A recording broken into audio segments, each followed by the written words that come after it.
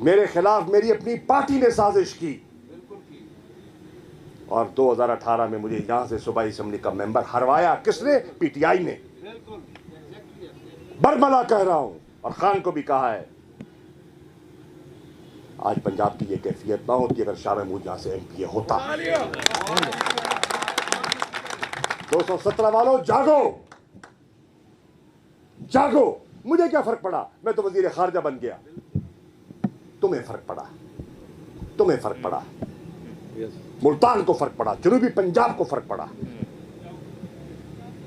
अगर ये आपका अंदाज नहीं है सोचने का, गुजर जाएगा 17 तारीख, कोई फर्क नहीं पड़ता।